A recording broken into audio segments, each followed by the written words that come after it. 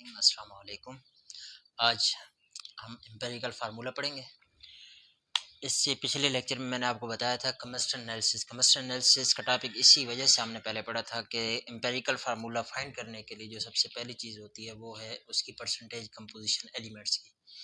बहरहाल सबसे पहले एम्पिरिकल फार्मूला की डेफिनेशन पढ़ेंगे। एम्पिरिकल फार्मूला की डेफिनेशन आपको पता है कि ये सिंपलेस्ट फार्मूला होता है किसी भी कंपाउंड का। लेट्स सपोज कि अगर आपके पास एक बेंजीन है मॉलिक्यूल C6H6, तो इसमें 6 कॉमन आ रहा है, कॉमन लेंगे तो आपके पास CH बच जाएगा। ये जो CH है ये इसका एम्पिरिकल फार्मूला है। इसको हम फिर N काउंट करते हैं, ये मैं आपको बाद में समझाऊंगा जब मॉलिक्यूलर फार्मूला हम कैलकुलेट करेंगे उस वक्त। तो हमने एम्पिरिकल फार्मूला अगर लिखना है तो वो इसकी सिंपलेस्ट रेशियो है। अब वैसे एक्चुअल नंबर ये 6 और 6 है, कार्बन भी 6 है, हाइड्रोजन भी 6 है, लेकिन इसका जो एम्पिरिकल फार्मूला है वो है CH। इस तरह अगर कोई और एग्जांपल लें जिस तरह C6H12O6, इसमें इस तरह 6 कॉमन लें तो पीछे आपके पास बचेगा CH2O। ये जो है अब वो आपका एम्पिरिकल फार्मूला है जिसमें कार्बन 1 है, हाइड्रोजन 2 है और ऑक्सीजन 1 है। ये आपका एम्पिरिकल फार्मूला होगा ग्लूकोज का। तो एम्पिरिकल फार्मूला को कैलकुलेट करने के लिए जो जितना भी प्रोसेस है उसकी तरफ मैं चलता हूँ। उसमें सबसे पहले जो आपने फाइंड करना है, मैंने आपको अभी थोड़ी देर पहले भी बताया कि पिछले लेक्चर में हमने पढ़ा था कम्बस्टन एनालिसिस। उसमें हम क्या करते हैं कि परसेंटेज फाइंड करते हैं, percentage of element in a compound. किसी भी कंपाउंड के अंदर हमारे पास number of gram atom number of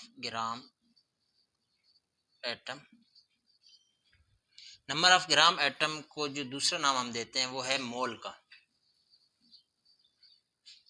mole gram atom means कि किसी भी कंपाउंड के अंदर जो एटम मौजूद होंगे, ये नंबर ऑफ मोल है।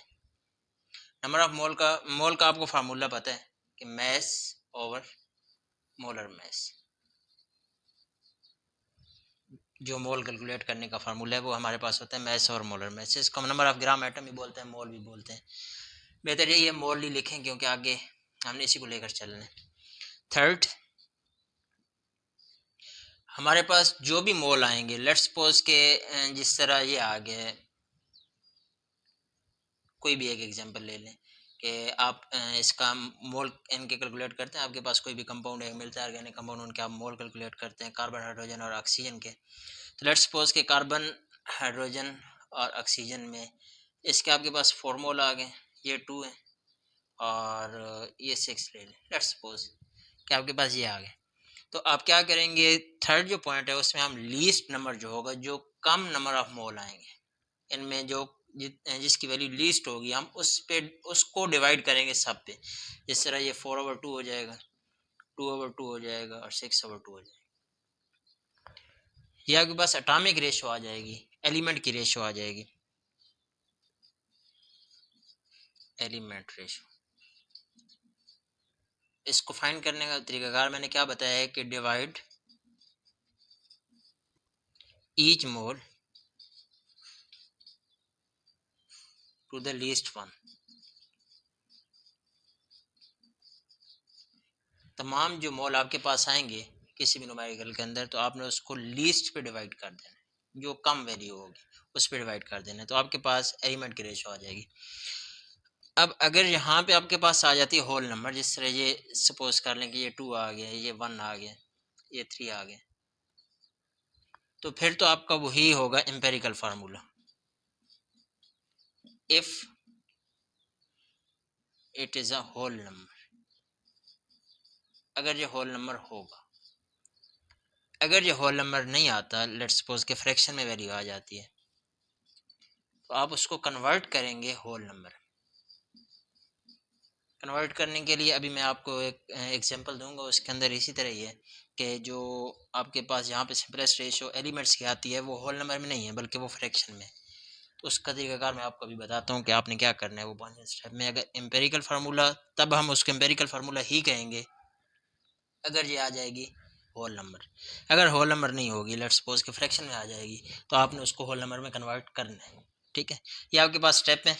मैं इनको सिंपल करके लिख देता हूँ और फिर उसको न्यूमेरिकल में हम यूज़ करते हैं। एक न्यूमेरिकल मैं आपको साथ समझा देता हूँ, उसके अंदर हम उसको यूज़ करते हैं।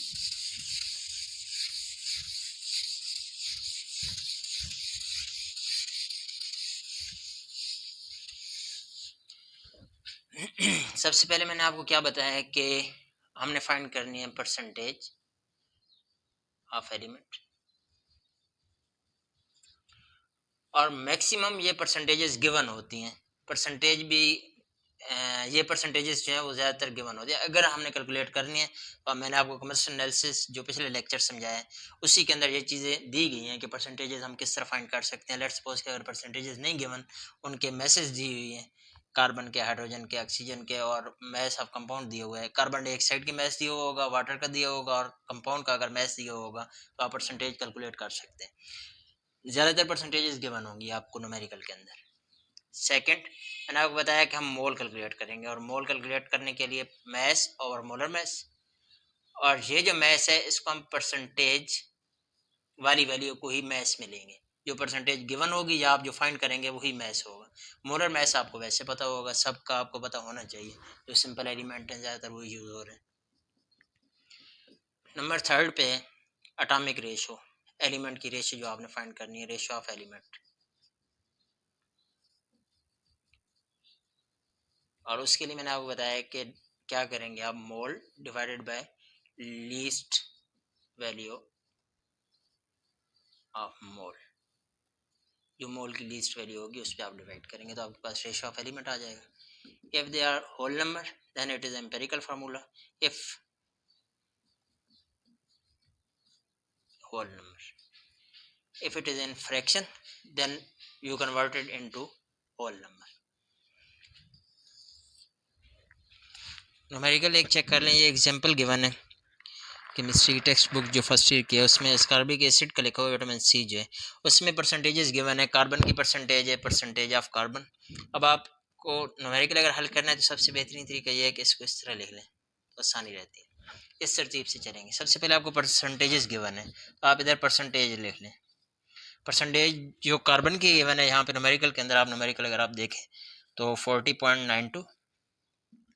हाइड्रोजन की जो परसेंटेज है वो है 4.58, और ऑक्सीजन की जो आपको गिवन है वो है 54.5%। बस यहाँ पे आ गया। अब ये परसेंटेज थी, ये तो गिवन थी, हमारा पहला स्टेप हो गया ये वाला। अब दूसरा स्टेप है मोल कैलकुलेट करना।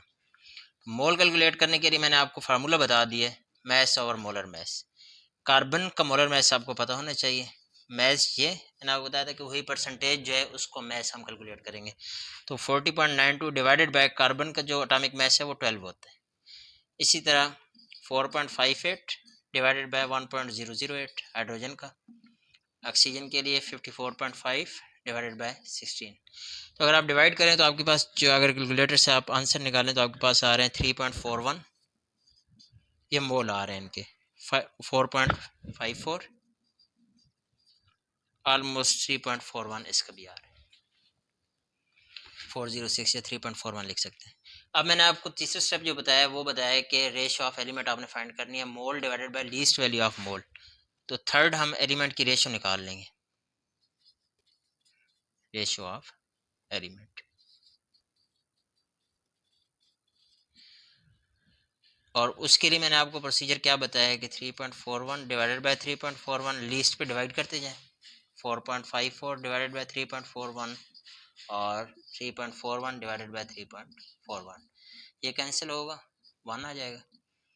ये कैंसिल होगा ऑलमोस्ट 1.33, और ये कैंसिल होगा तो ये 1 आ जाएगा। अब अगर आप गौर करें तो यहाँ पे कार्बन की वैल्यू 1 आ गई है, उसके बाद हाइड्रोजन की वैल्यू 1.33 आ गई है, और ऑक्सीजन की वैल्यू 1 आ गई।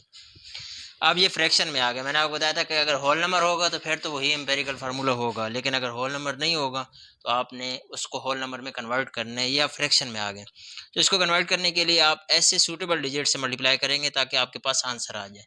लेट्स सपोज यहाँ पे हम 3 से मल्टीप्लाई करते हैं तो 3 1 ज़ा 3, 3 3 ज़ा 9, 3 3 ज़ा 9, 3 1 ज़ा 3 और 3 1 ज़ा 3।